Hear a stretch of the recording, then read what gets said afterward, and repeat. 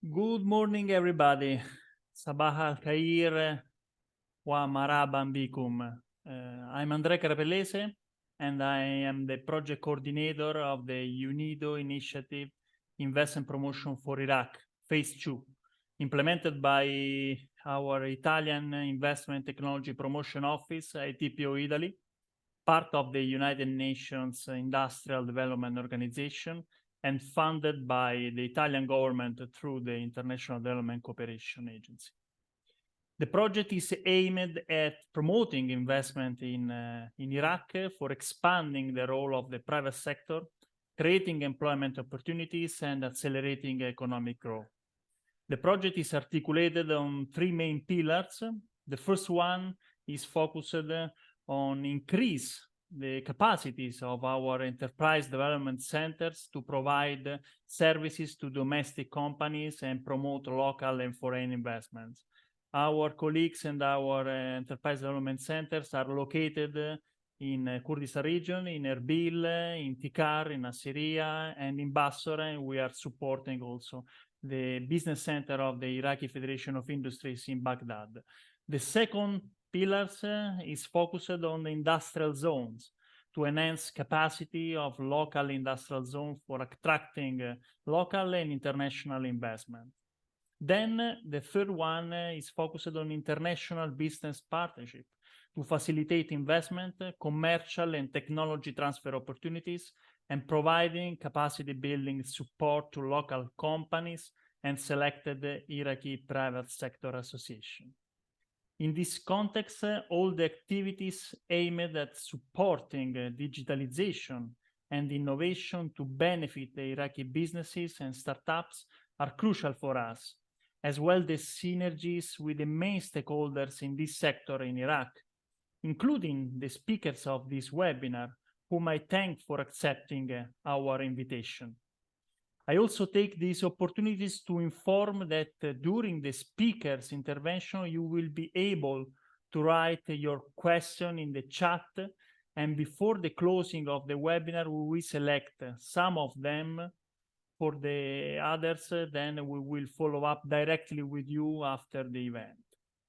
The event will be in English, but we will have the simultaneous translation provided by Saad Al-Gharabi, whom I thank for the support. In case you have just to change the channel for the language in Zoom application. Last but not least, let me also thank Francesca Liberatore Vaselli for having supported and coordinated these initiatives, and my colleague Hamed Al-Mufti for the moderation. Francesca, the floor is yours. Thanks, Andrea.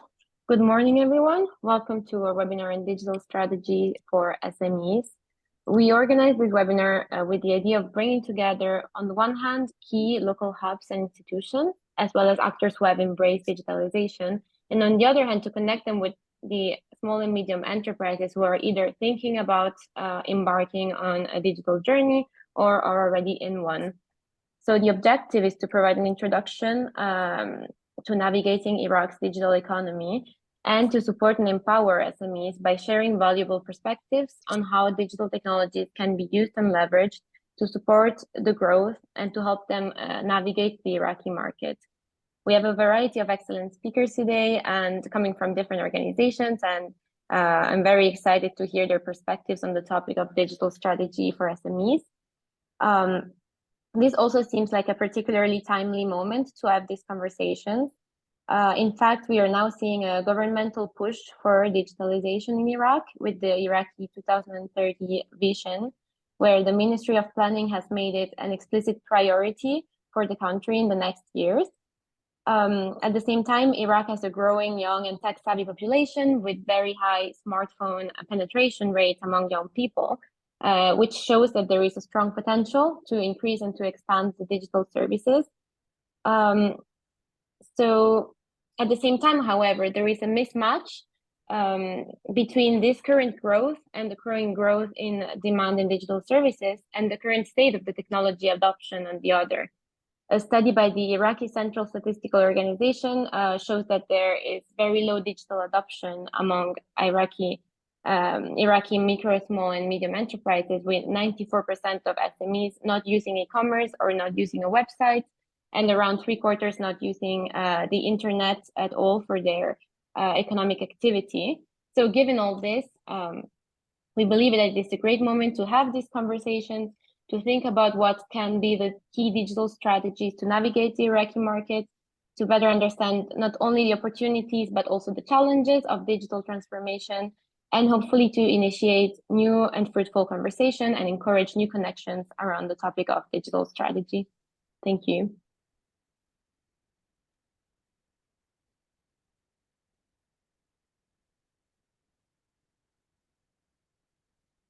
Great. I think this is when I will be starting. Assalamu alaikum.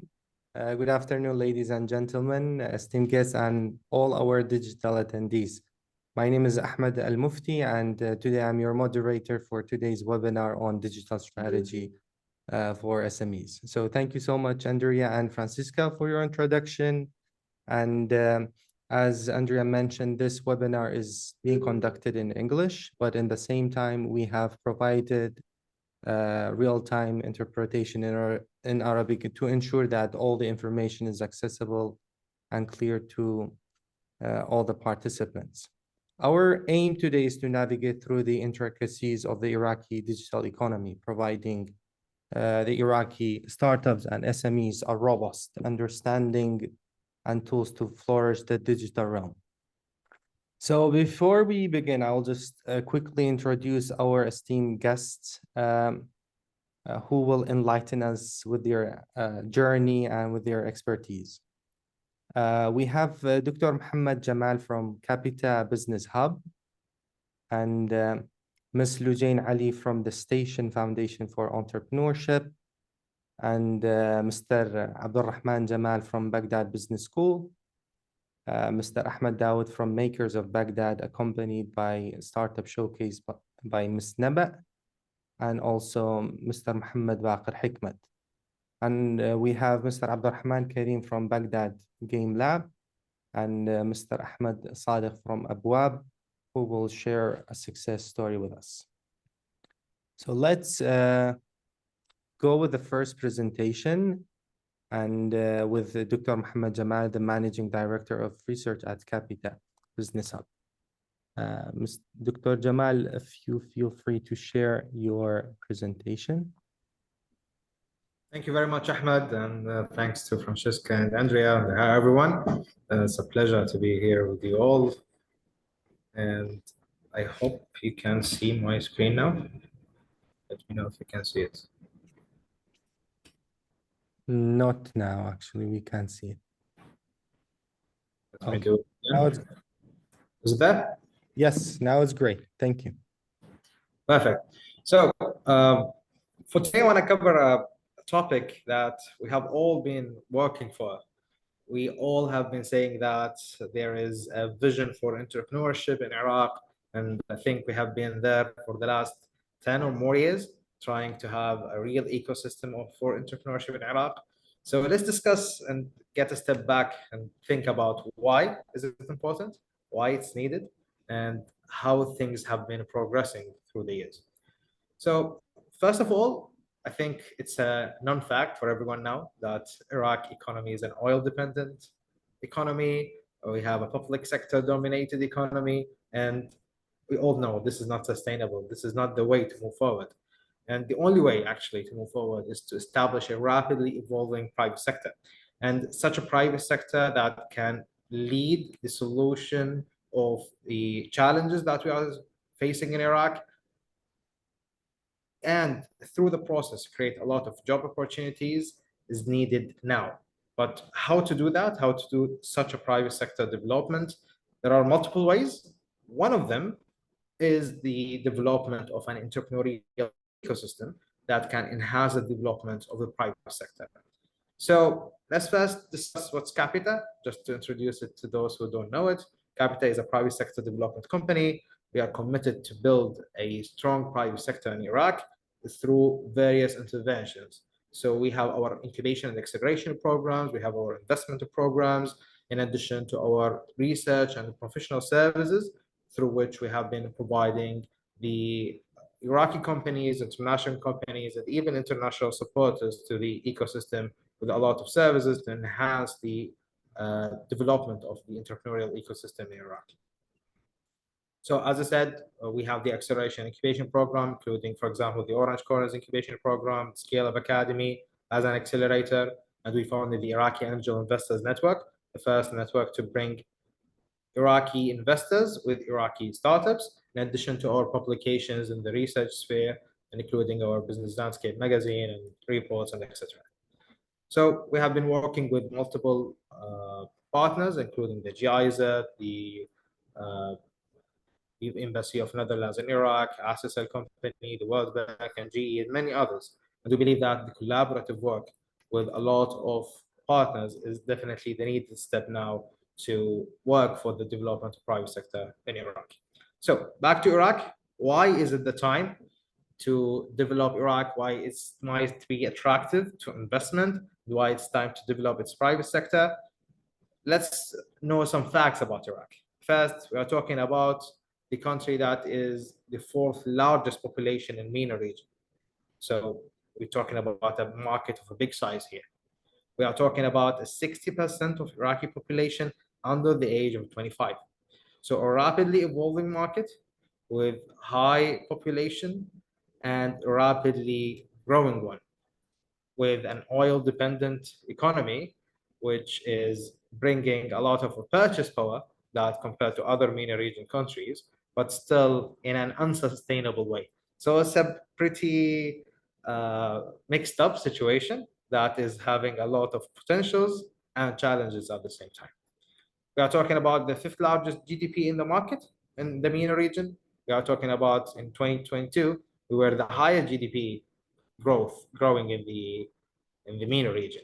So based on all of these, it's a very interesting market. It should be a market that is attracting investment, and is the time to invest in, develop a private sector, but a lot of challenges. It is making this not happening soon. So this should have already be happening. We should have already be in an ecosystem that has a lot of startups, a lot of investment, but why isn't that happening? We think that the entrepreneurial ecosystem in Iraq have been trying to establish itself through multiple interventions. So we have now players trying to do that, who we will call them ecosystem enablers. We're talking about the accelerator, the incubators. We are talking about some providing finance solutions, some even having a specific focus on women initiatives to include women in the entrepreneurial ecosystem, some focusing on human capital, just like BBS, who would talk today about how they are trying to provide a pipeline of good candidates to work in the private sector, also on the research and development front, on policy development front, on even on cultural and digital infrastructure. All of these players coming from different entities, from different sectors, are trying to contribute to the Iraqi ecosystem through these definitions, let's say.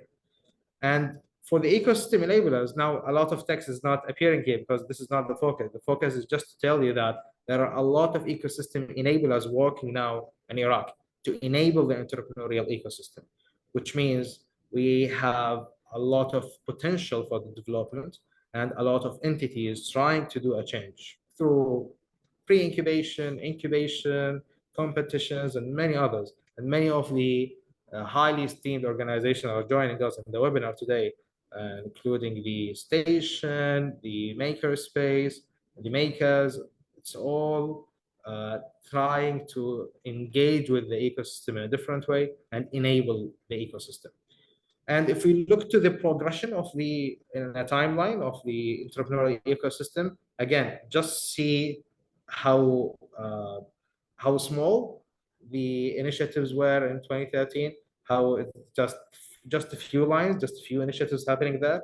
But when you progress through the years, the progression is happening. So the ecosystem is being built right now. Early days, we're just seeing some conferences like this, Startup Weekend in Baghdad 2013, when just a few people were knowing the idea of entrepreneurship, So now we have multiple rounds of investment into different Iraqi startups being promoted on even regional newsletters about startups investment. But even with all of this development, if we compare the Iraqi entrepreneurial ecosystem to the entrepreneurial ecosystem of the MENA region, we are lacking on multiple fronts. From this research we developed earlier in 2021, we are lacking on multiple fronts due to a lot of factors. And this is a responsibility that we all share, the private sector, the public sector, the NGOs, to develop the factors which make the ecosystem of Iraq highly attractive one and really solving the challenges of Iraq, attracting investment and creating job opportunities. We think that the current opportunities are very evident. As I said, we have an underserved population of more than 40 million people, a highly growing one. We have opportunity to develop solutions in many sectors because we have a lot of challenges in a lot of sectors. We're talking about agriculture, tourism, all of them is not developed yet, and the potential is there. So with a community that is a really adaptive one, and I think we can hear today from Abwaab and from other players and companies who came from the region to Iraq, just like Kareem, Open Soup, they have been seeing high growth in the market because the community is highly adaptive to new solutions. And we also see large appetite for entrepreneurship in the market. Just from one of our programs, the incubation programs, Orange Corner, just in 4 years, we have 1,700 applications. And that shows how of a large appetite there is for entrepreneurship in Iraq. Challenges are there, definitely. We have limited access to finance. We can see by many publications that very few amount of people are actually being banked. And the access to finance is a big problem in Iraq. We have challenging legal system. Most of businesses actually operate without even a registration. And many of these SMEs in Iraq don't even know the process of registration of how that would happen. And we have a limited investment practice and low number of investments happening. We have a law that is even preventing foreign investment from happening because it's limiting it to 49%, in addition to a lot of other challenges from the limited pool of talents to the limited women participation, even the corruption, the stability and security issues, and the IT illiteracy, poor infrastructure, all and many others are the challenges that are hindering the process of development of the entrepreneurial ecosystem. We also now see new change in the ecosystem, the introduction of governmental initiatives. The Ministry of Labor and Social Affairs have some incubators. The Prime Minister has issued a new initiative for entrepreneurship called actually Riyada, which is the word for entrepreneurship in Arabic. So this traction now for entrepreneurship is a positive thing, but we need all to make a good use of it and actually see new businesses coming to the market using the digital solutions for better development of it. So again, back to Kapita, what we are trying to do. We are trying to do a pipeline of startups, starting with the conversion of startups from idea stage to business stage through our incubation programs. We have our acceleration program, Scale Up Academy, transforming businesses to investment readiness step. Then we actually help these startups to get investment through our angel investor network. We usually identify a market need, design a program, implement it, and try to make an impact based on that. Always having a local first, entrepreneur first, and experience first principles guiding us through the way. And through that, we have been able to make a curricula to Iraqi startups, helping them to establish the businesses in the market, and also engaging with local universities, regional and local players who have been evolved to support the entrepreneurial ecosystem in multiple fronts. And again, beside our programs, we have been providing the ecosystem with many publications from our research team.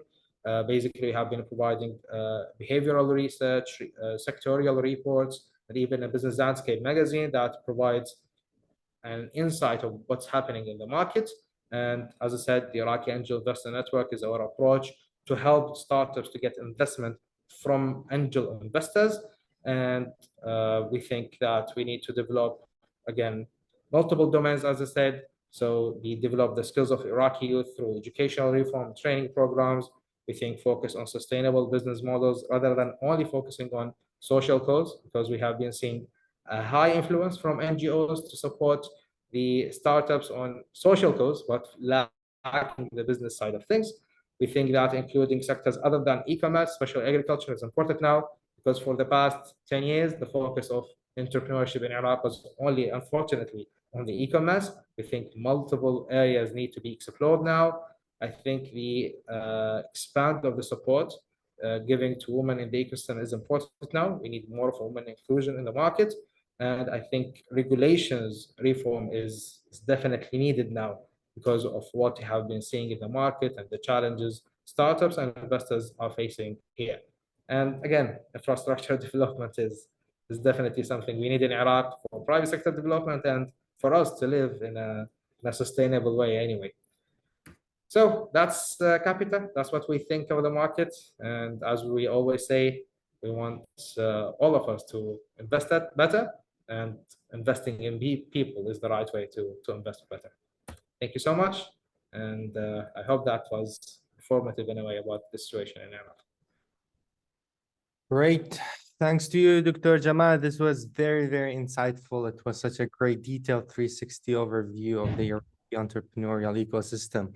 I can say you started from the anatomy of the ecosystem, then the tackling the issues and the opportunities, stating the fact that seizing these potential is crucial, thanks to Kapita and other entities who do their best to tackle the issues and providing solutions to boost the opportunities, especially in the younger generation. Please, for any guests who are present here, you can leave your question in the Q&A section.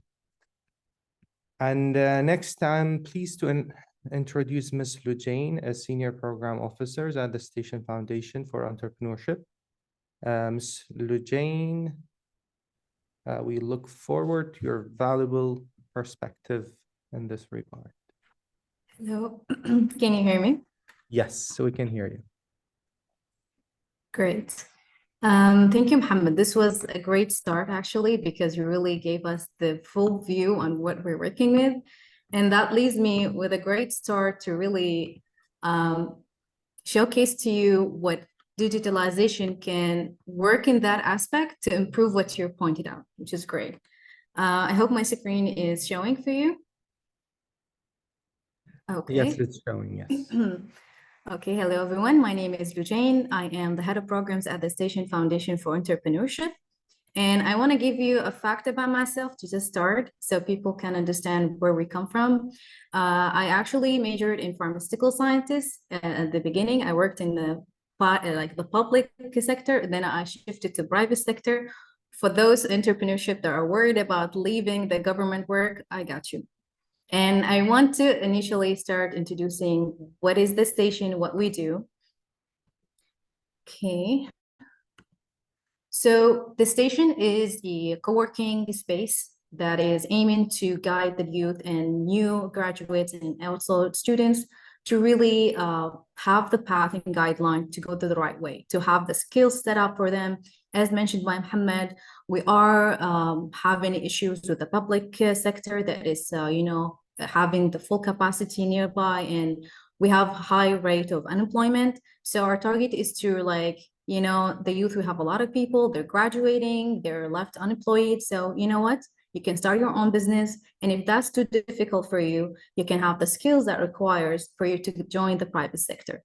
And so that's our main goal in the station, is to really empower not only the youth as well, also the SMEs and startups that actually needing guidance and consultation in any matters they have. And for that, I'm sharing our vision. By default, once we have the youth on board, we can really have a thriving economy in Iraq. We will not be counting on oil production only. We have private sectors, hopefully factors, functioning that could really elevate that. And as a result, we have youth that are leaders in their communities. They can lead away and they can really look in the horizon of enhancing the overall communication, the economy of Iraq. for the future to not count on external or only one source of economy to sustain its availability. And I want to talk a little bit about the station. I hope you all have the opportunity to come by and visit us. We have two main spaces. We have the open space and we have the co-working space. So the open space is where every graduate students, SMEs, the startup, they can sit around and have, great networking sessions. They can discuss and share their information about how they're running their business, what they need and stuff like that.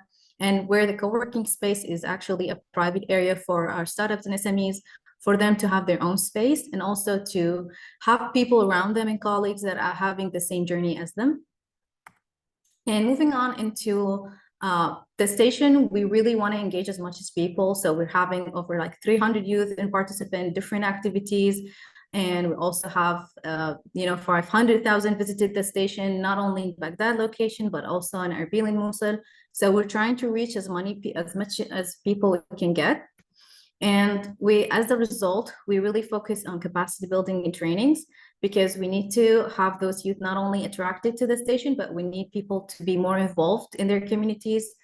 So more of 120,000 people already have like trainings, and 200 mentors we have on board with us. And you can see the data. I really don't want to go through because there's more into digitalization.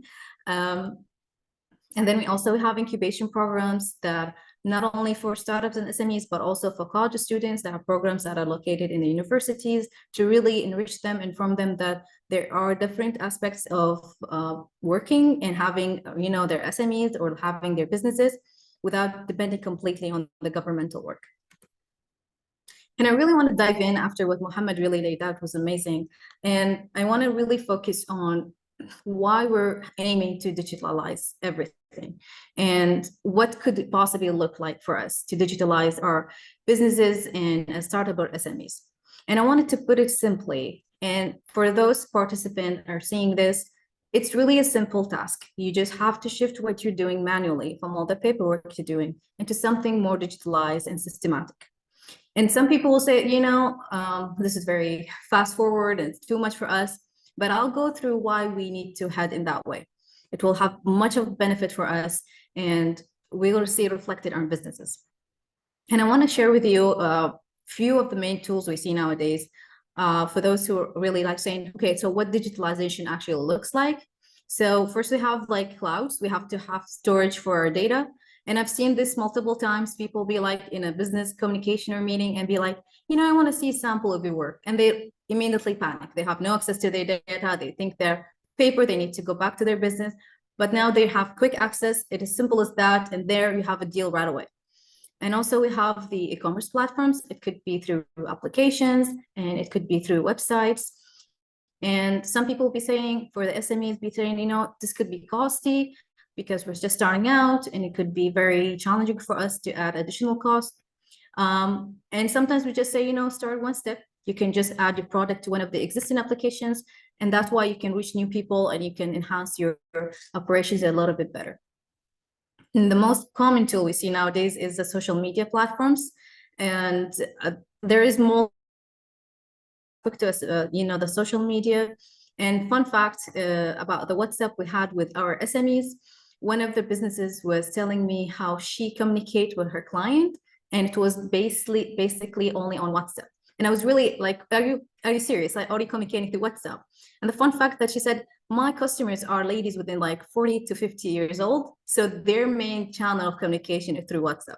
And so they have this big group of channeling and dealing with businesses on a whole different level. And it was, for me, it was brilliant because she knew those target of customers. They don't really know the, complex tools like Facebook could be a little bit intriguing, or like Instagram. So they shifted to WhatsApp.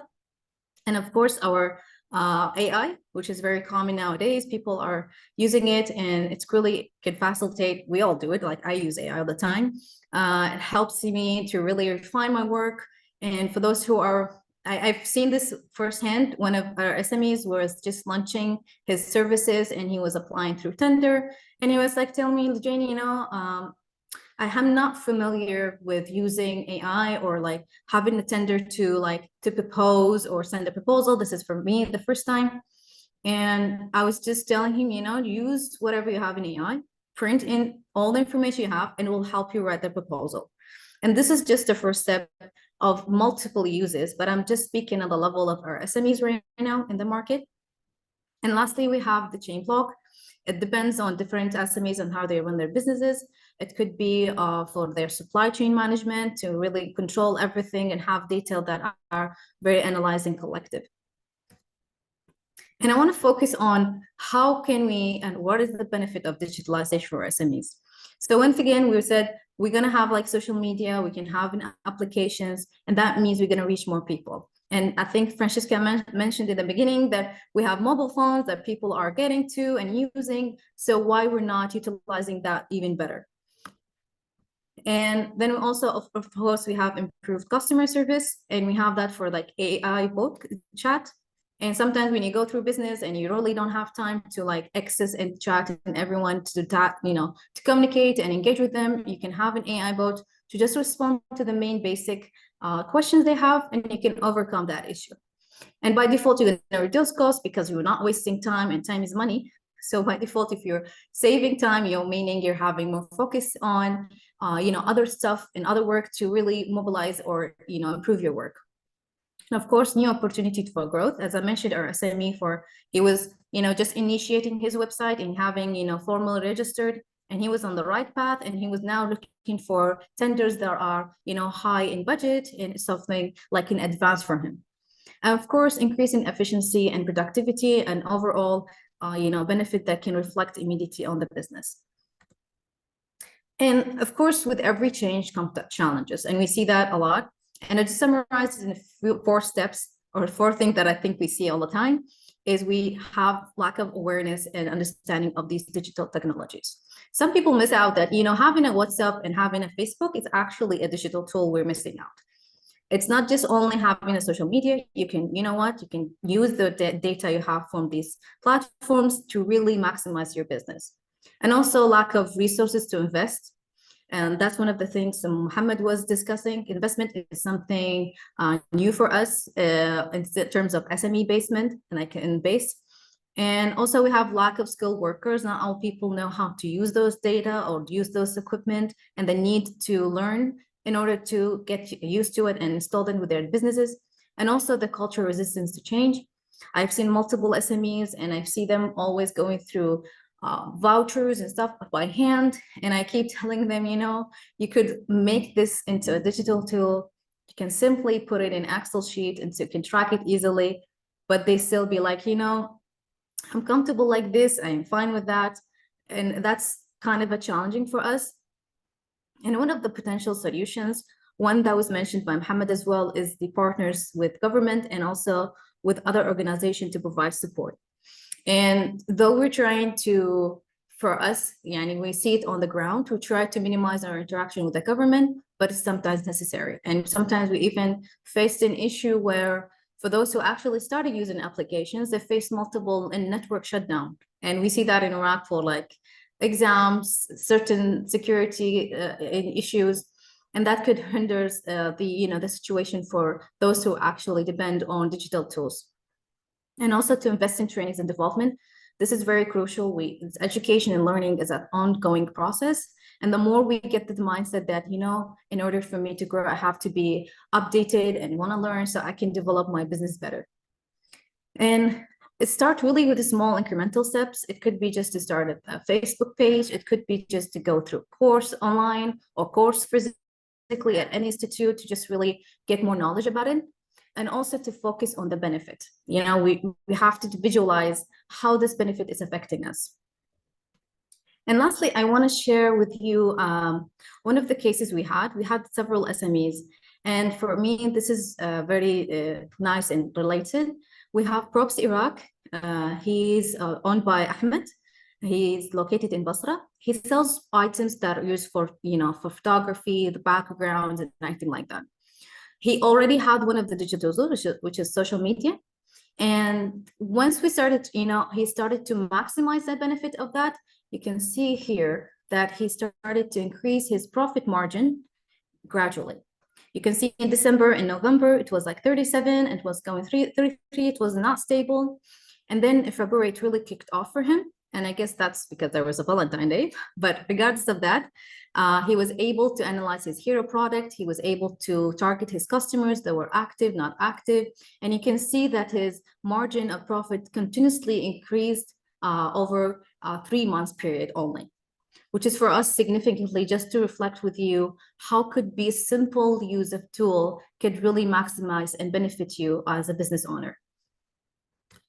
And with that, I want to conclude that digitalization, it's really essential for Iraq to remain competitive and to grow.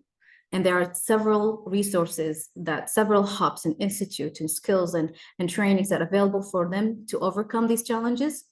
And again, to start simple and start connecting and asking, how can I start and what is the right way? I hope I wasn't taking too long. Thank you so much for listening. Thank you so much, Ms. Lujain. That was very informative. And indeed, digital tools plays a significant role in scalability of any business. And coming up next, we have Mr. Abdurrahman Jamal, the program manager from the Baghdad Business School. Baghdad Business School has a significant role in shaping Iraq's future business leaders and are indeed noteworthy. Mr. Abdurrahman, we are keen to hear from you. Sure, thank you so much. Let me just share my screen. There we go. Can you see it now, everyone? Yes. Perfect. Okay, great. Thank you so much, everyone. And I'll just jump in and start. So my name is Abdurrahman Jamal. I'm the program manager at Baghdad Business School. I will start from where Mohammed and Lujain exactly ended, talking about like the entrepreneurship and the ecosystem in Iraq and how the companies are like starting to grow and start their like ideas to think about integrating a lot of digitalization in it, and which will help them eventually to affect the whole economy of Iraq. So at Baghdad Business School, our main focus is on building a human capital with the needed skills in the Iraqi market so they can compete with the needs of the market itself when it comes to like big companies, regional one, and even like the startups and SMEs, they are like growing, and the local ones. So if we look at, let me just minimize this one. So if we look at the demography of Iraq, we all know it's like a very youth population with like almost 60% of the population is like under 24, and with the potential to grow to 8 million total by 2023.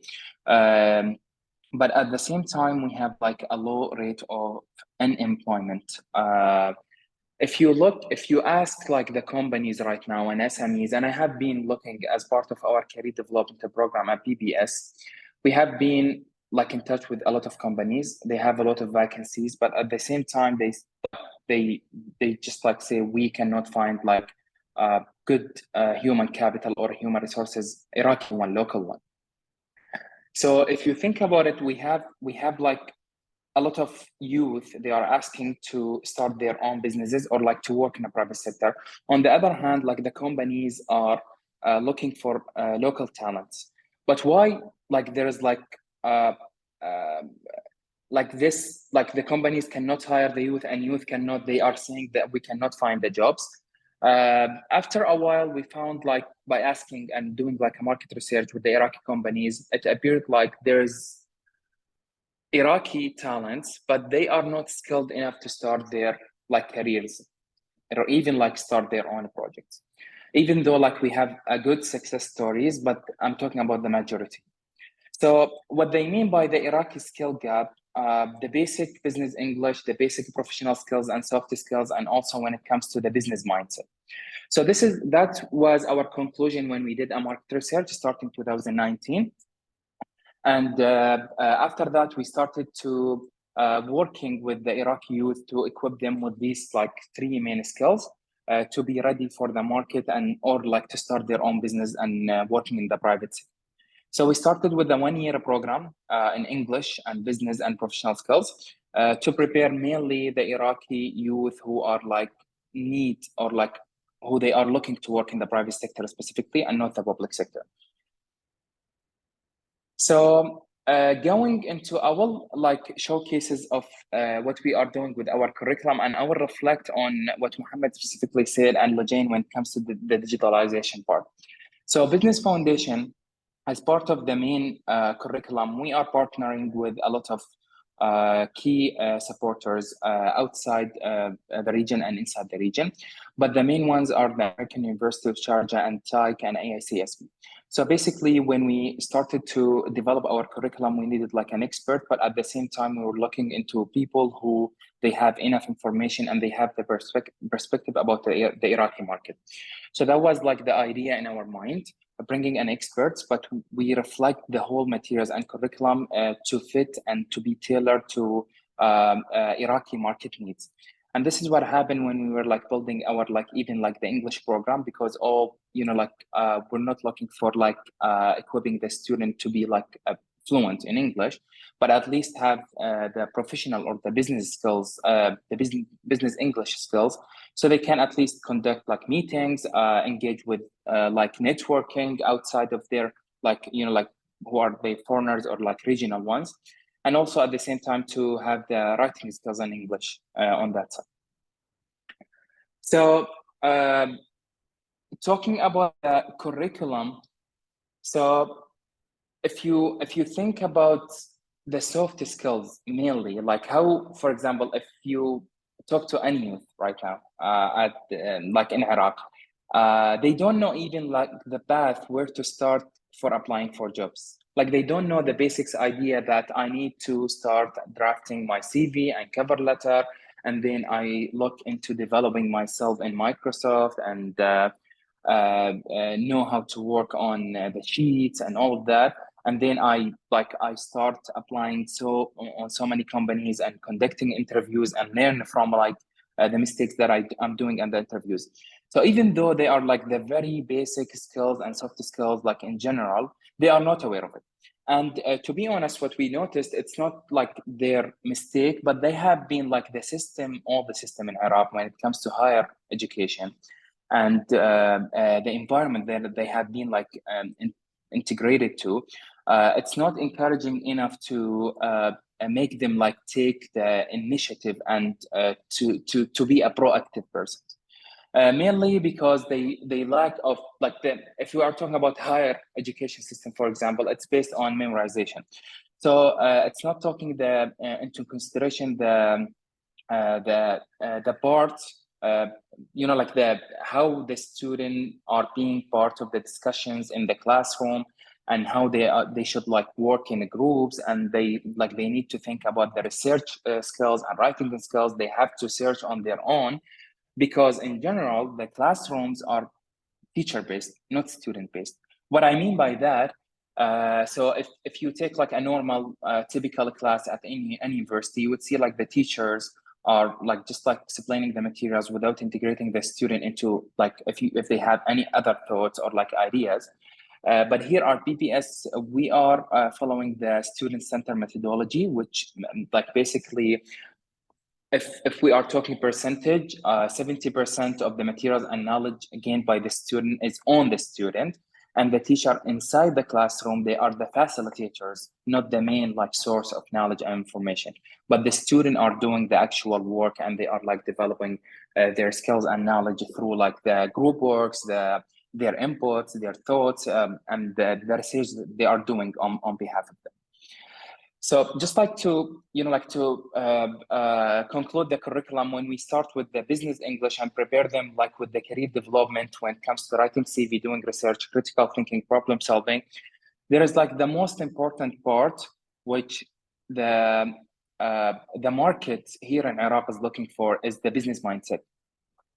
This is initially come from like, because we are a retainee government, depend on only one source, which is the oil.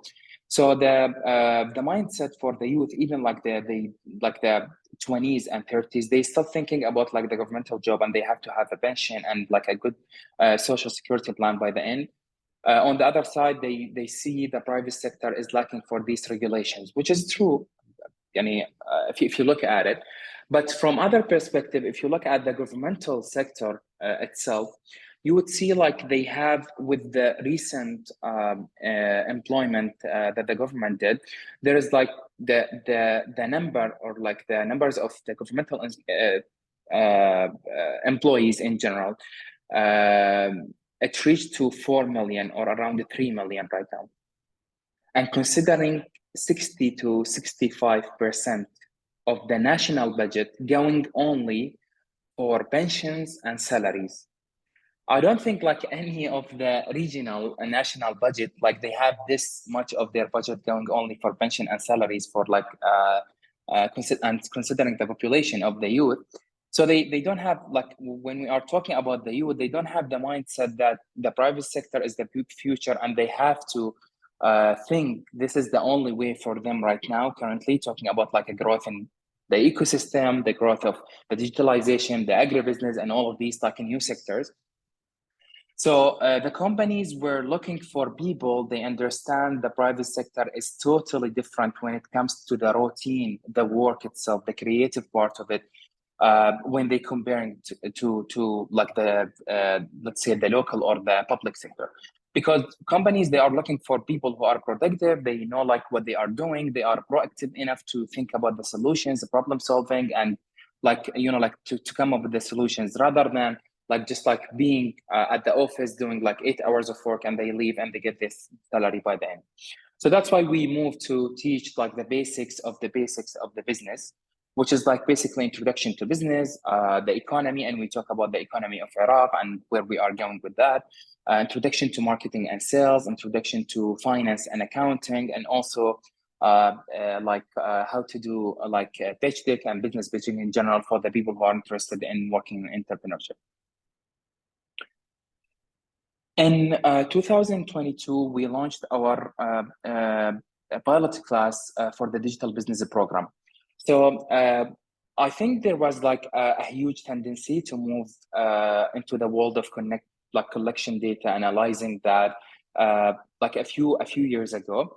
So we saw there is like a huge need in Iraqi market for people to work as a business analytics, or like people with like business development, and they have to collect data, analyze them, and come up with solutions. They are like numbers driven rather than just like an ideas or like surveys for like, you know, like, what do you think about this? What do you think about that? But the market in general start like to move into being like number based instead of like ideas or like just like small surveys group based. With that, we integrated into our curriculum a new 4 courses to equip the Iraqi youth with the skills in the digital market or digital economy. Why is that? When Muhammad was mentioning, or Lojain and also mentioned, like there is like all the startups and SMEs, they need like to integrate in new tools and digital tools to be more efficient, to save more time, and to save more resources in general.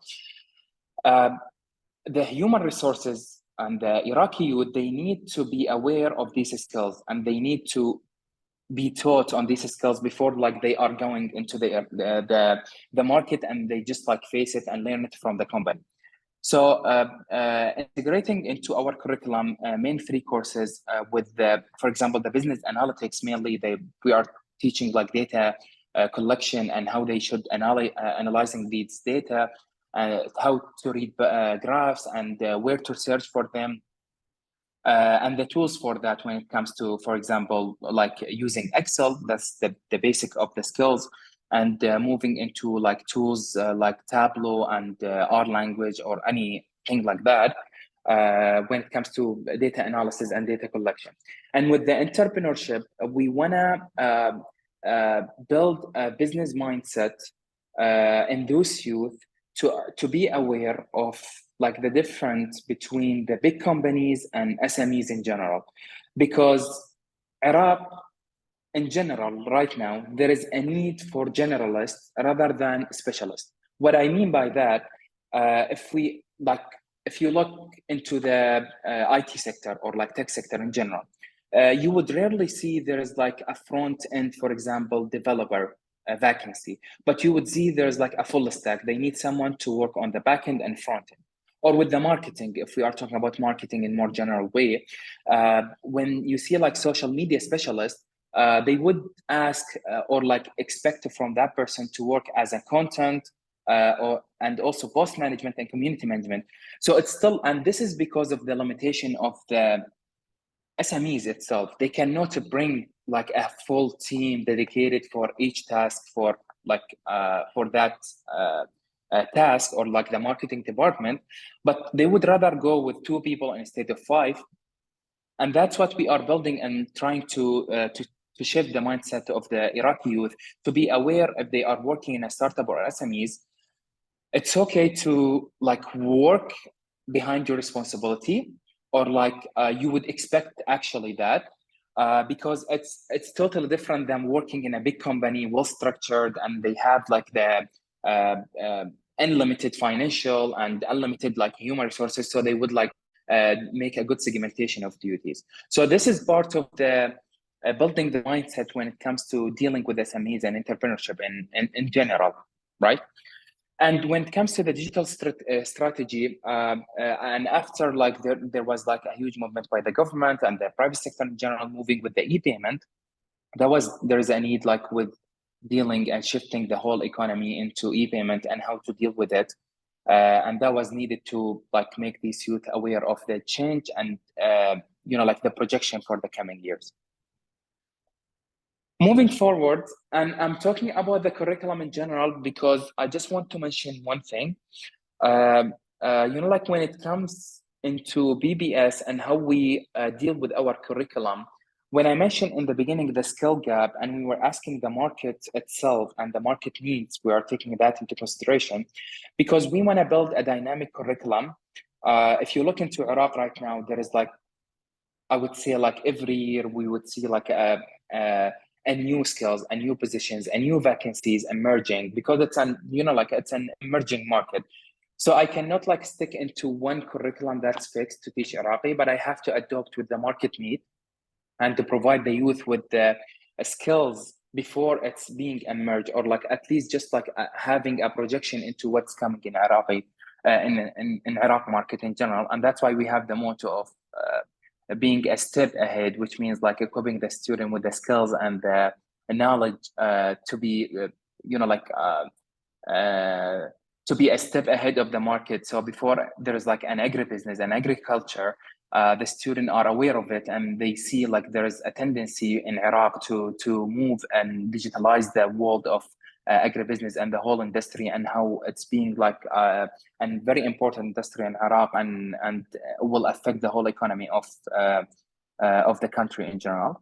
So right now we are working on expanding our curriculum more to include agribusiness, and definitely there was like a very interesting example when we were like doing our market research, and that was like mainly in Kirkuk.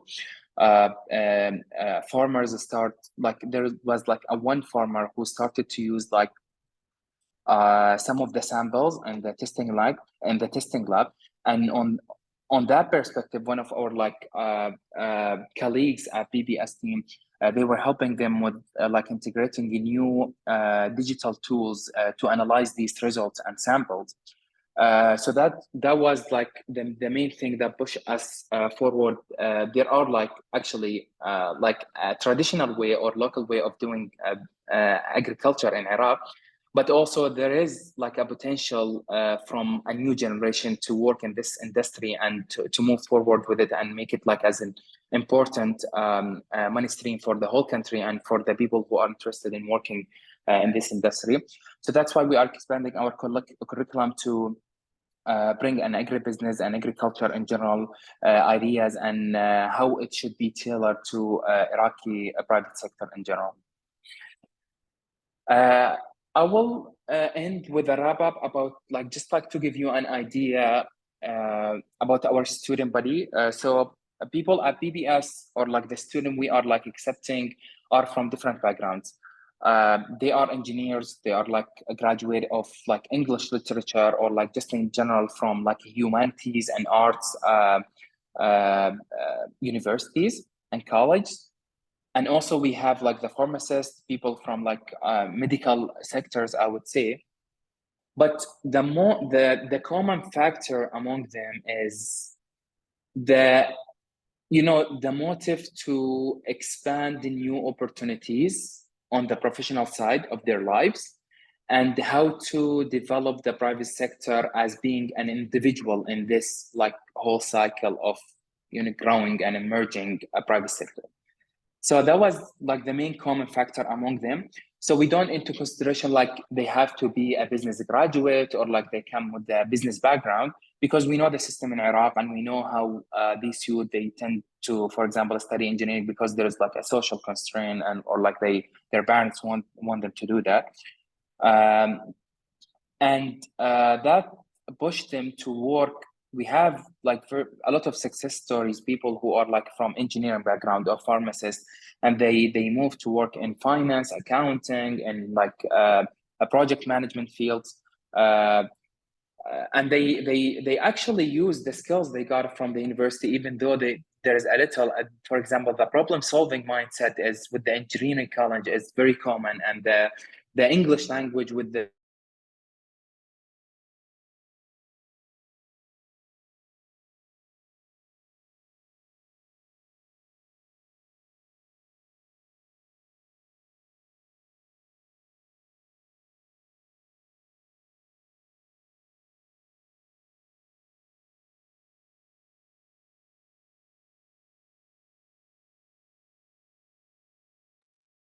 I think Ahmed Abdurrahman, he got disconnected.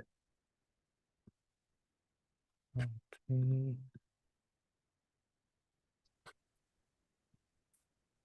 Okay. Yeah. No worries. I have the last slide. No worries. Well, yes, please. Yeah. Okay. I know. Okay. And some of these students, they have their own businesses and they are working on developing it. So what we are doing actually, we're building on what Kapita makers of Iraq and the station of what they are doing by connecting these like SMEs and business owners to scale up their businesses or like to work on developing their ideas more and more. And that's also a big part of our curriculum when it comes to entrepreneurship and the integration of the digitalization. Sorry. And that was like a wrap up.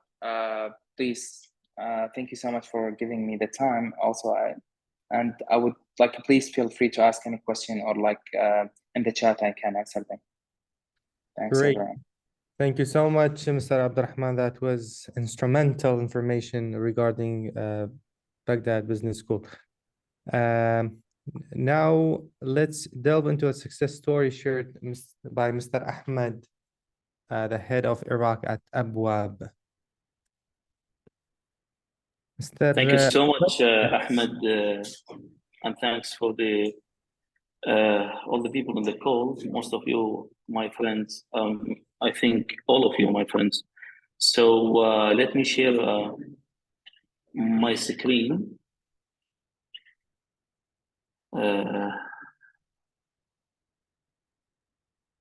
It's okay.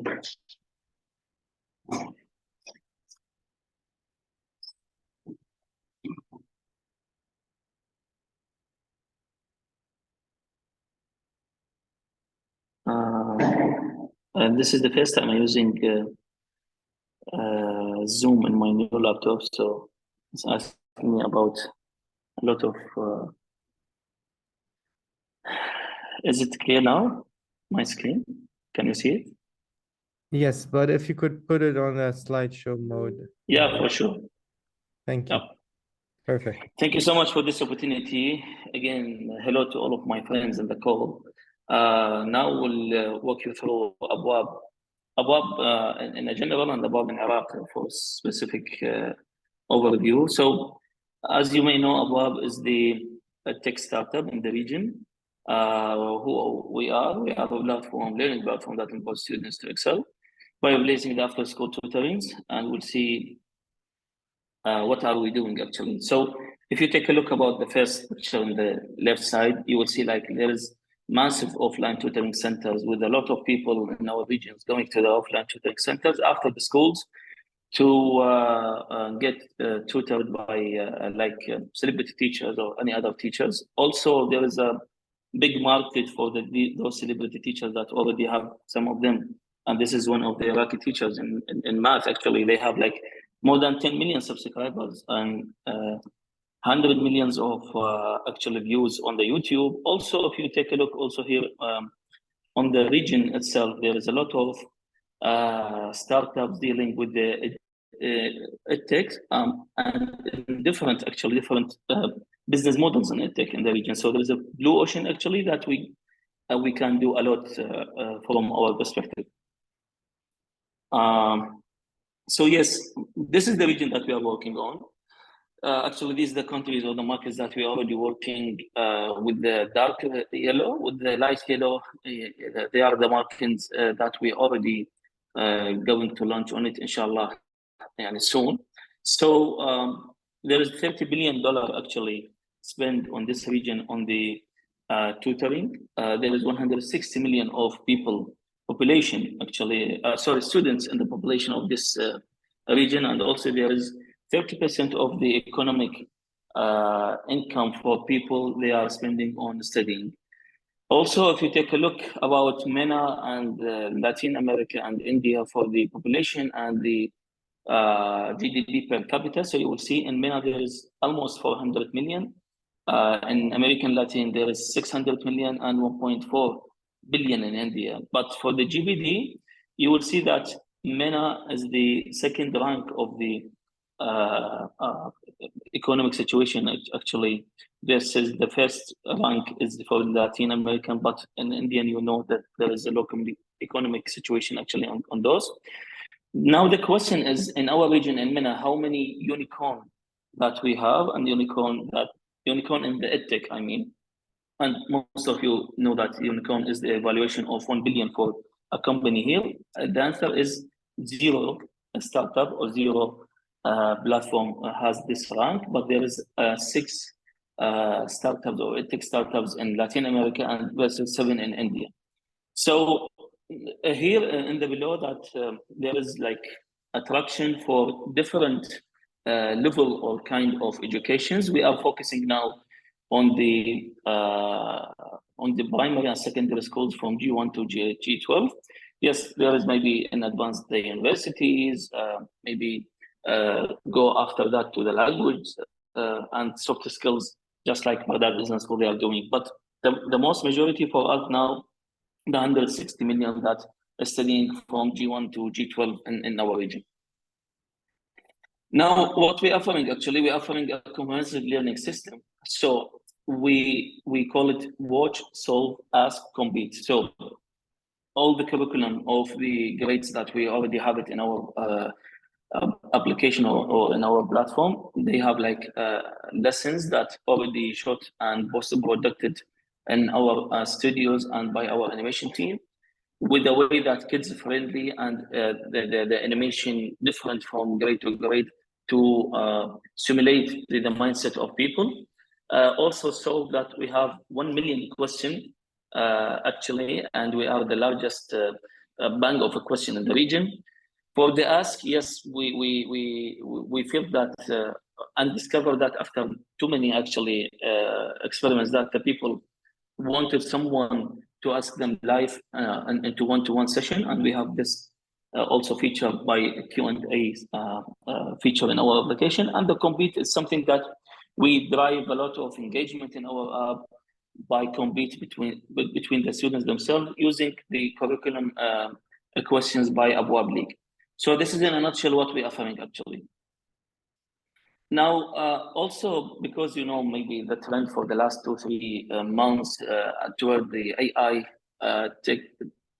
technology. So in Abwaab, we are the first guys that the first, let's say, people who are interested in the AI, and we did a lot of AI experiments. And this was driven actually by Hussein Sarabi. He's a co-founder and CTO of our company. Also Martez, the head of AI data, a guy coming from Microsoft background. Also Farid, one of the coolest software engineers that we have them in our team. Also he is coming from Amazon. So once the trend of AI like being like viral tech, let's say, communities. We started at that time directly to try to enhance our services using the AI. So we integrated with ChatGPT, and then we integrated it in a way that to do like tutor one-on-one tutoring or one-to-one tutoring by giving the AI the ability to answer students about their questions by some kind of connection with our features. Also in the pipelines, we have the hint for students, real-time assessment, and another maybe 3-4 initiatives that we need to work in. So what we need to reach actually data simulation for each student based on his behavior on our platform.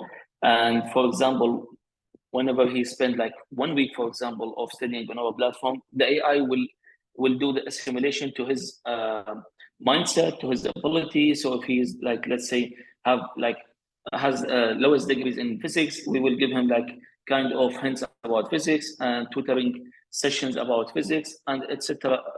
Maybe sometimes he's good in watching lessons, but he don't know how to solve a question and other stuff. So we will try to reach this level of simulation of AI to every single user that we have it on Abwaab, and this is our mission, inshallah, in the next 2-3 years maybe. Other than this, we have like this the value proposition that we have. So we have from the bottom, we have a question bank and video lessons. This is, we call it derived knowledge. After that, we have the doubt solving, as we said, like the one-to-one sessions or the live sessions that we already have it, like periodic live session between the teachers and students. And we call it this as a value cleared out. Also, we have guided learning. This is something that we started applying from this year, because we felt that, you know, the students having the application, very good application with UI and UX, but no one to derive a study from them, they will not use it, and the retention will be very low. So we are trying to make guiding to them on a weekly basis to derive a lot of study actually on our platform, and that after that it will be reflected on their scores. Also personalized, and as I mentioned, this is something that we need to reach it, inshallah, soon. Sorry, maybe I'm trying to go through the slides quickly just to save time for other team members.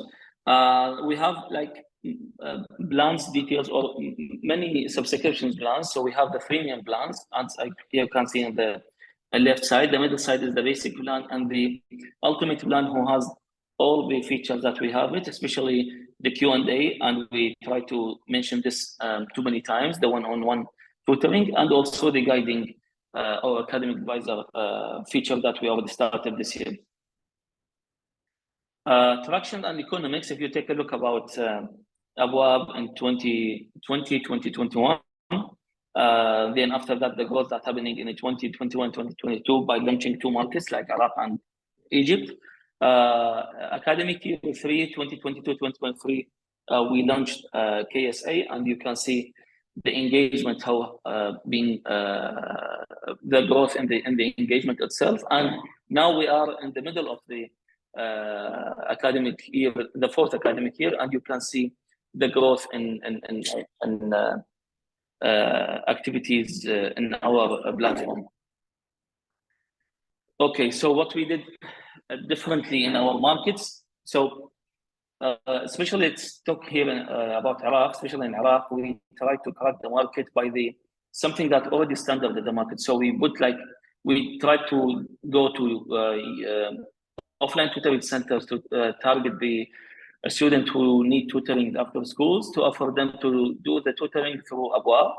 Also, we go if you take a look about the map, we go to different bookstores in different cities, sometimes 2 bookstores, 3 bookstores in one city. Maybe in Baghdad, like we have 20, 25 bookstores, because those bookstores is the source of the celebrity teachers summaries. And when I said celebrity teachers, I mean the teachers who teaching G12 students, and they are very famous on YouTube. So all these summaries, all these hints, all these tips about G12 and how you can get the higher grade or the higher mark in G12, all these actually exist in the bookstores.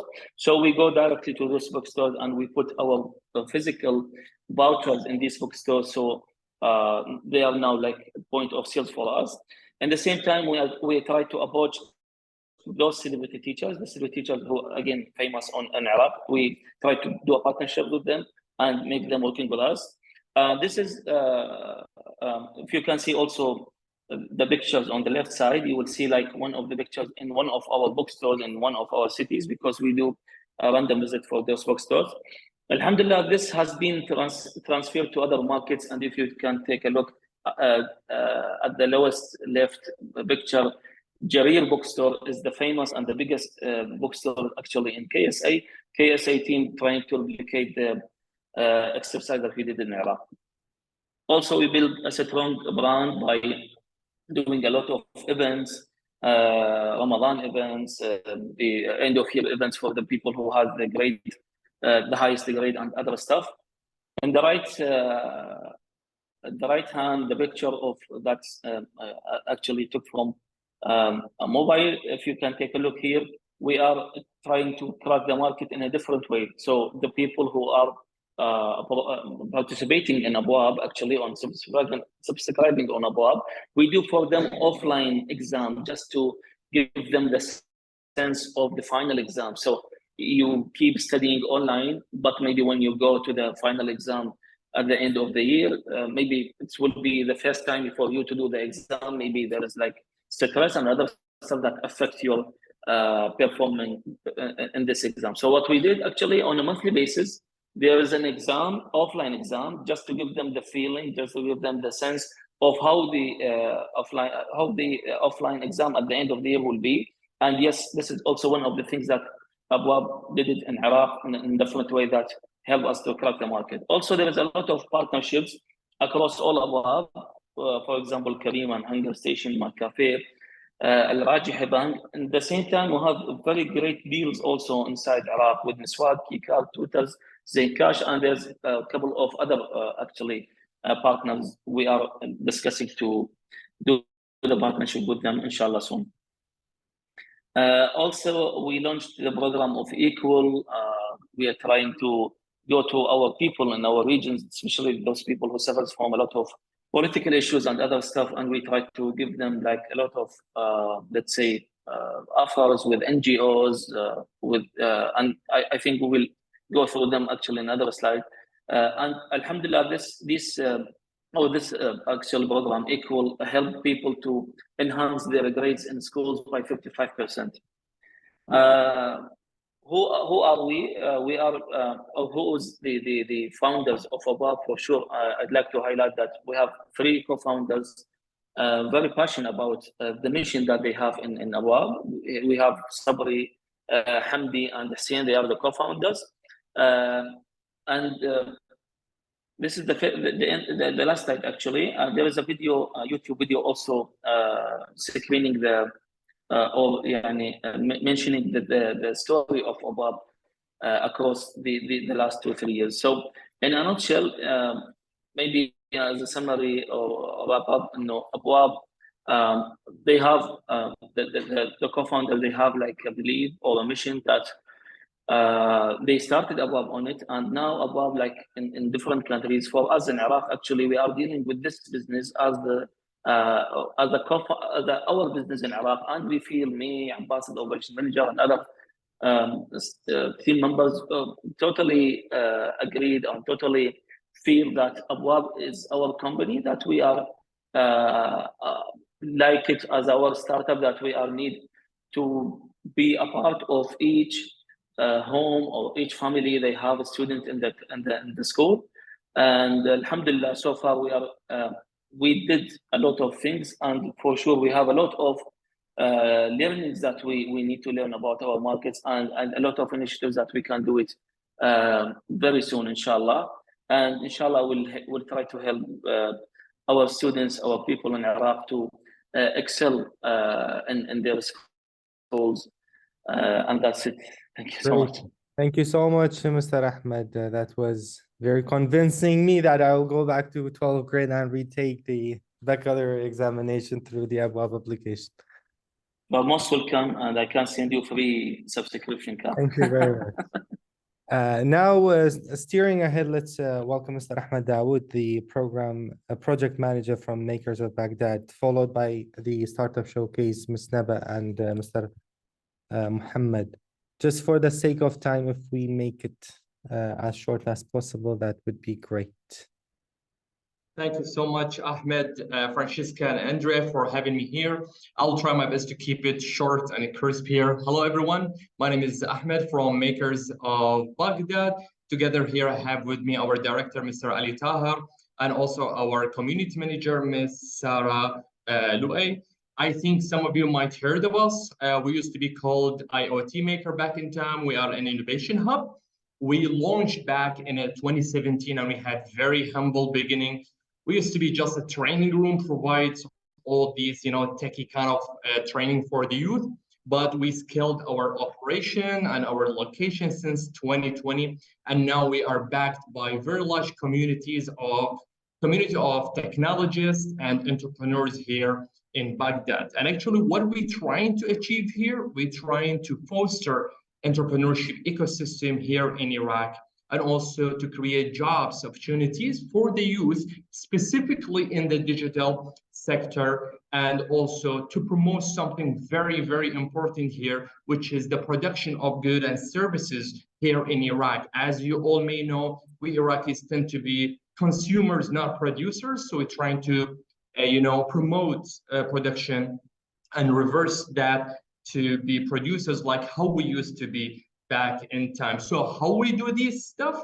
So basically we are focusing on 4 major components that we implement in our projects, including entrepreneurship programs, co-working area, product design and development services, and of course, capacity building programs. And I will go through that in a bit. So let's get started. When it comes to entrepreneurship programs, actually we provide pre-incubation and incubation services for startups and micro businesses. What I mean by that, either these startups or micro businesses is in ideation stage and they need help to go to the market, or they are already in the market and they want to scale. So we provide them with the services, and our services support and mentorship in order to achieve that. Who are these startups and small businesses? Usually either tech-related or tech-enabled. And so far, we have incubated around 47 or 48 startups and micro businesses here in Makers of Baghdad. To support them further, we offer our co-working area. Actually, it's not only a physical space that we have, but we offer experience. What I mean by that, we have a very collaborative environment here to support these startups. And also we provide them, us Makers of Baghdad, we provide them with different services and mentorship, go-to-market techniques, branding strategy, visual identity, research, and so on.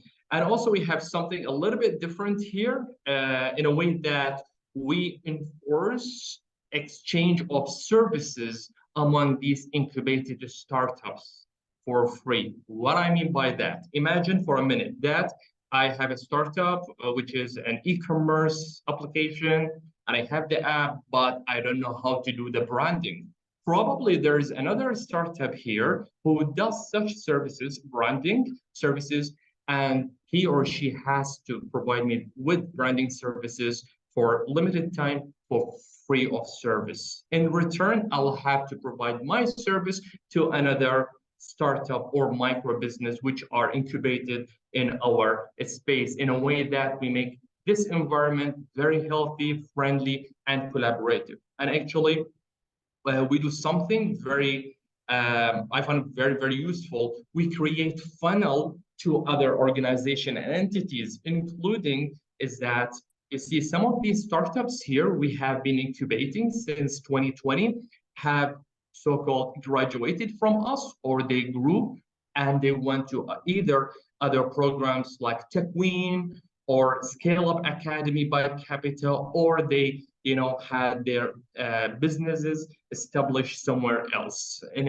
another way, they grew. Moving forward, we have, of course, we have our maker space that is equipped with modern machineries.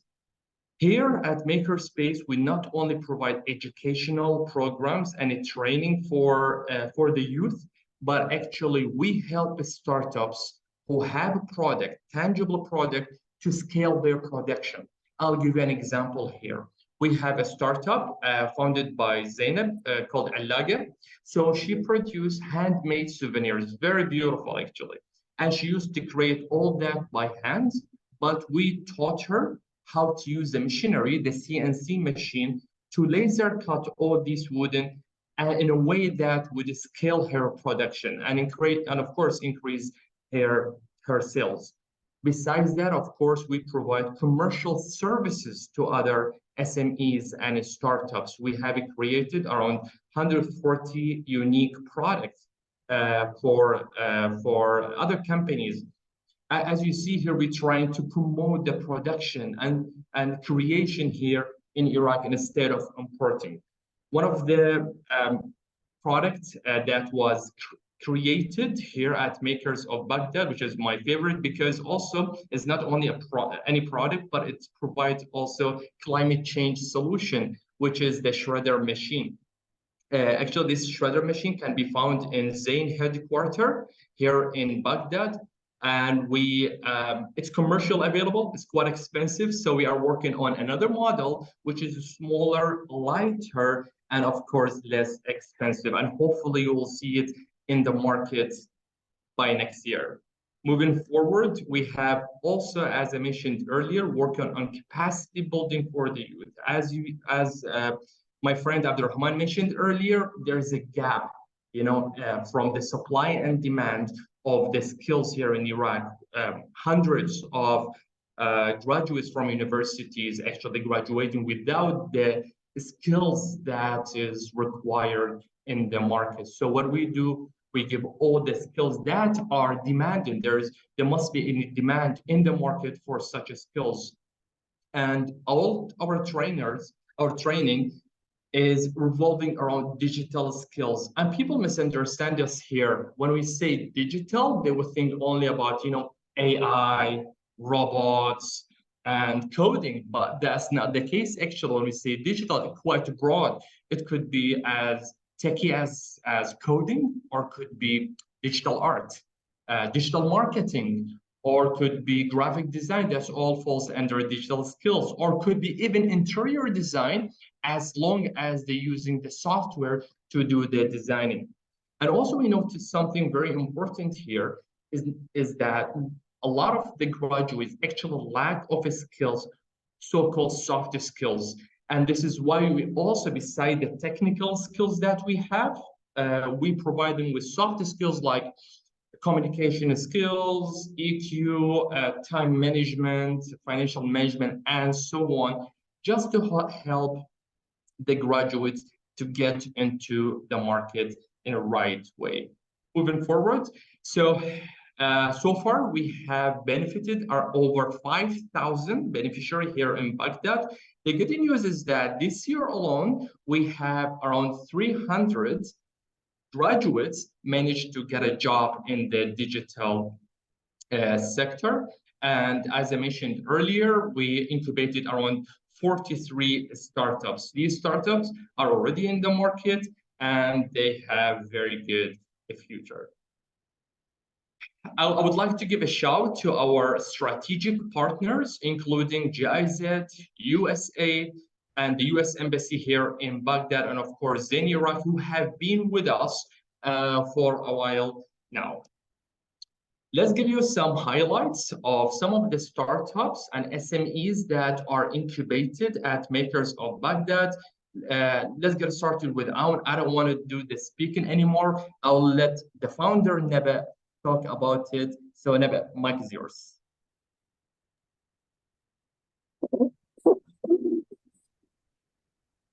Hello. Okay, thank you for giving us this opportunity, and I'm pleased to be here today with you. I just want to ask you, is my camera on right now? Okay. Yes, we can see. Okay. In brief, our project, it's providing assistance for the people. They don't have enough budget or enough money to start on buy the courses. Okay, so we'll provide free and paid courses.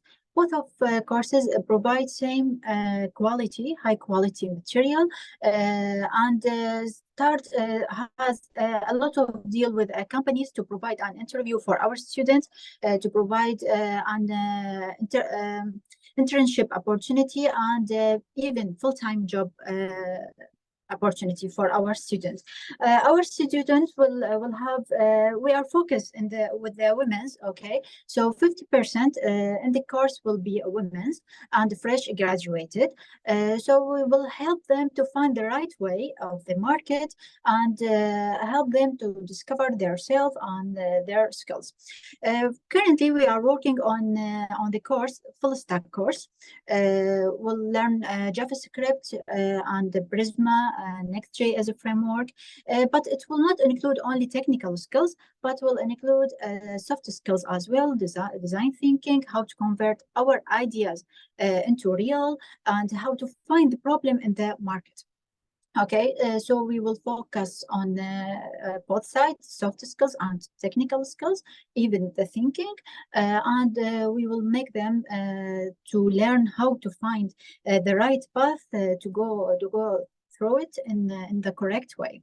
And even our project not provide only free and paid courses, even will assist people to provide their needs through products and for free, maybe for free, or sometimes will be in the little cost.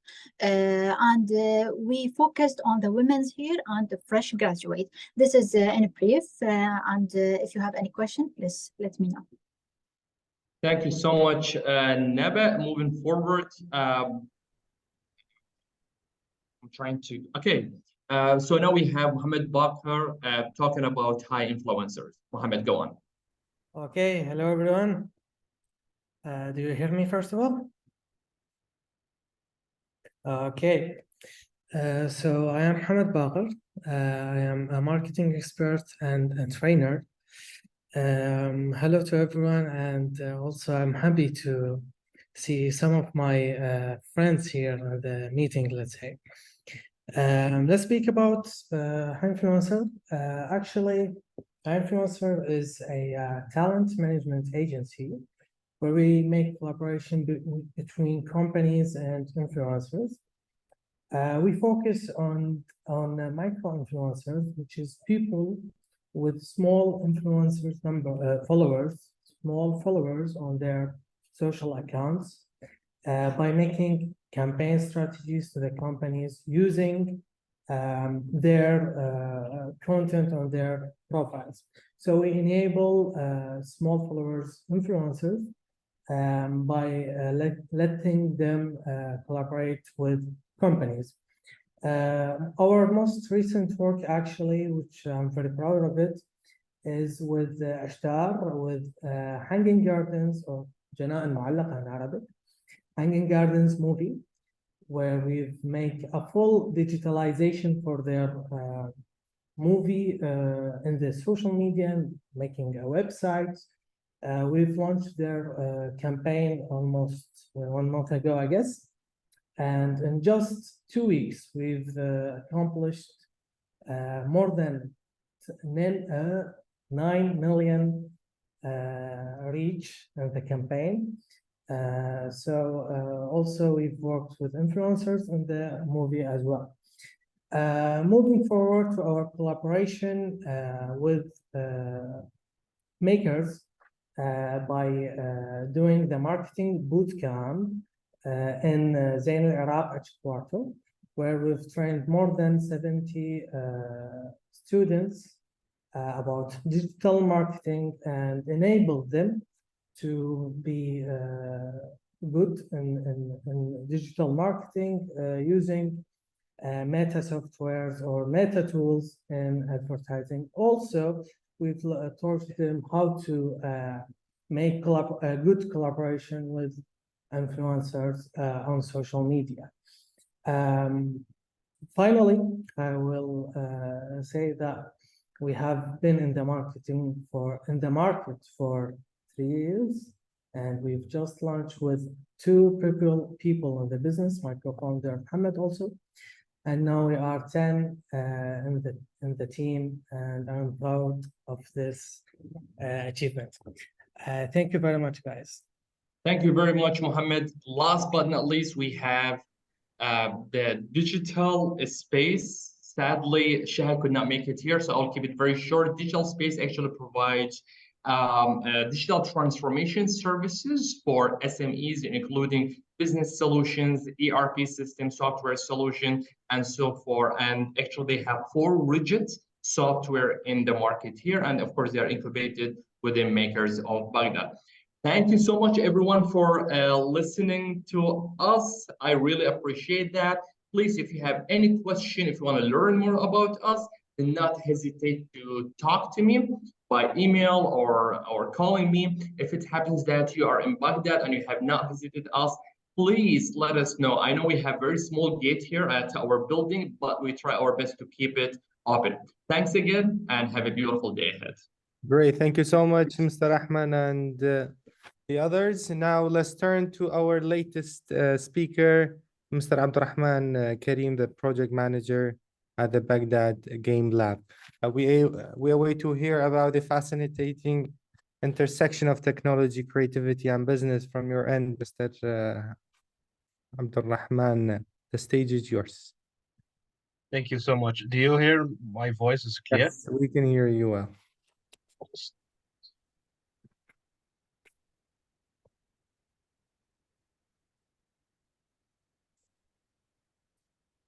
You see my presentation? Yes. Okay.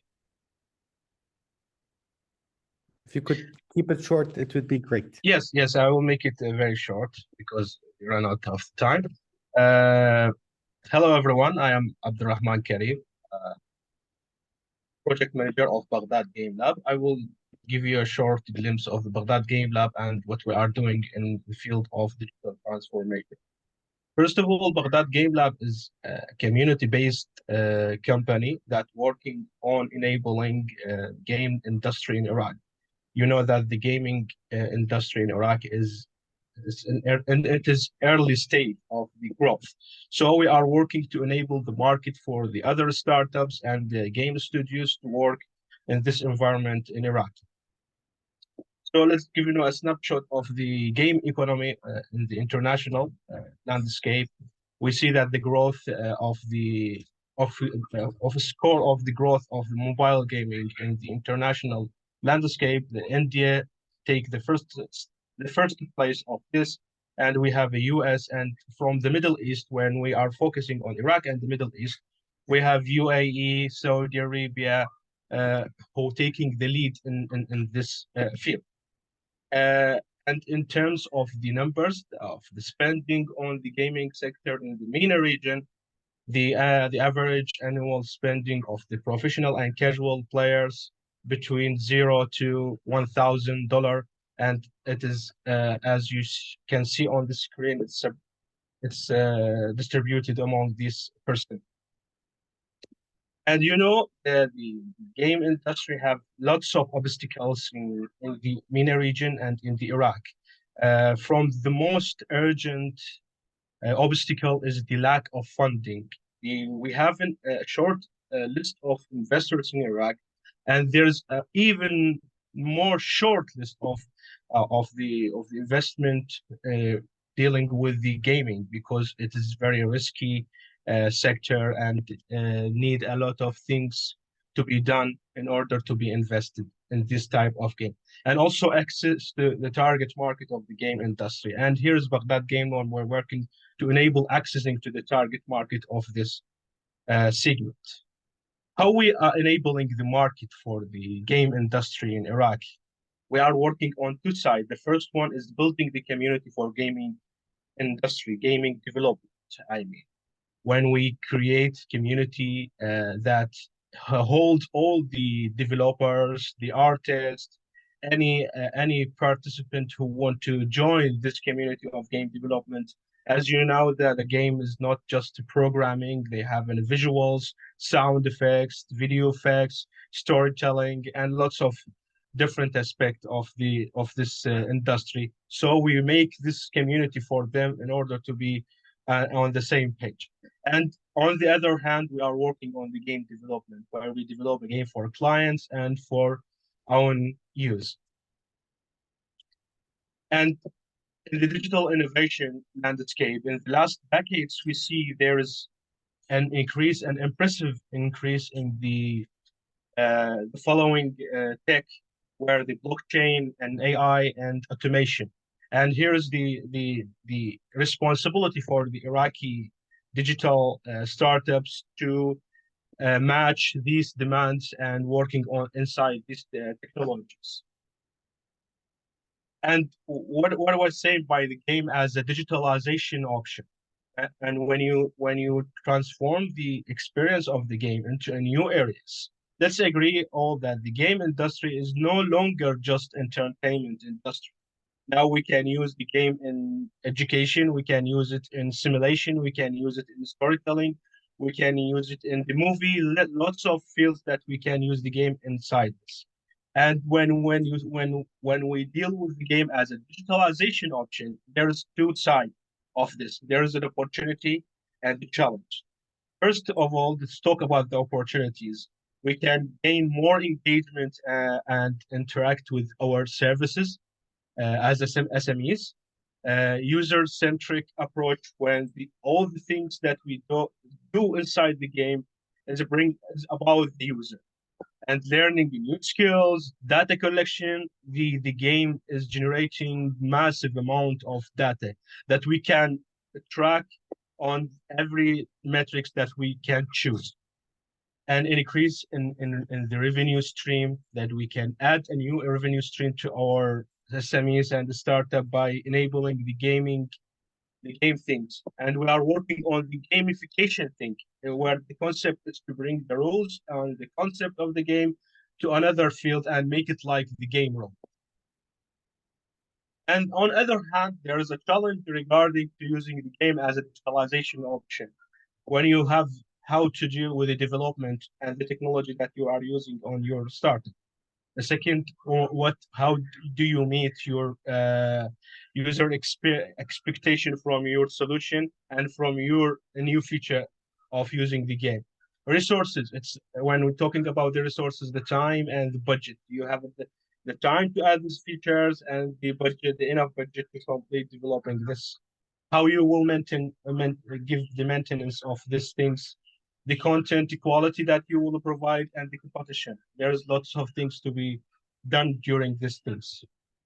What we are provide at Baghdad Game Lab, we are building awareness around the game industry by providing education and boot camps for the game developers. And the next Saturday, we will graduate the first cohort of the game development program at the station, and you're all invited to attend and see the game developers that are graduated from our program. The second, we are working with the companies to provide custom games. For example, we are providing for the companies the loyalty games, engagement game, feedback games, learning games, promotion that are using for the in the campaign of marketing and showcasing your product.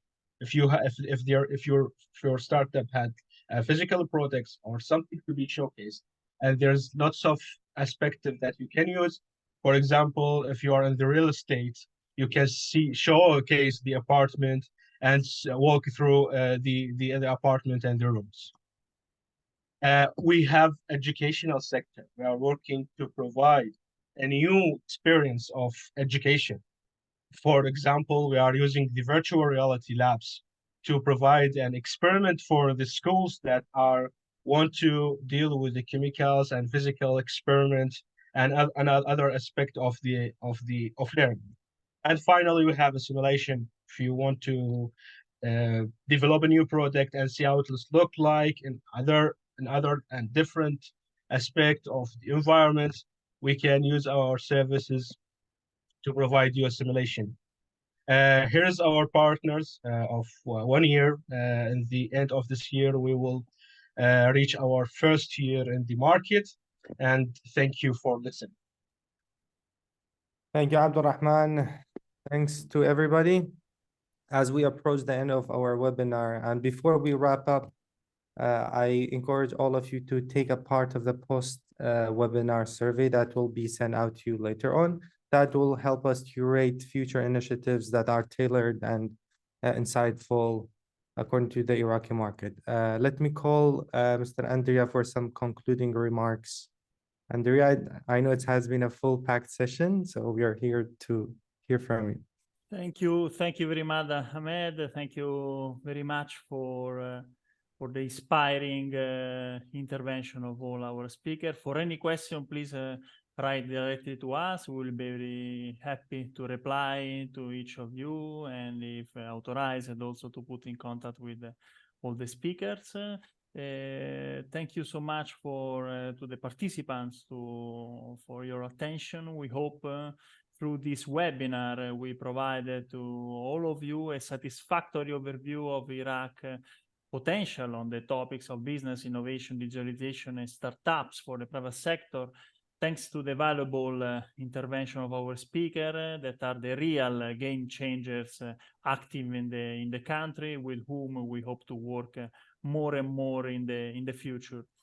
Also because we work at any level to change the perception of this beautiful country at the international level, supporting also local companies and associations in our network. And we are focusing more and more on the broader economic and social implications of digital transformation as UNIDO.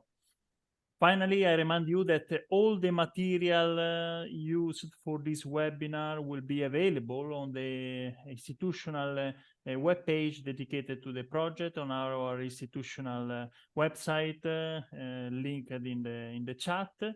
Thanks again for your interest. See you next time. Shukran jazilan wa masalama.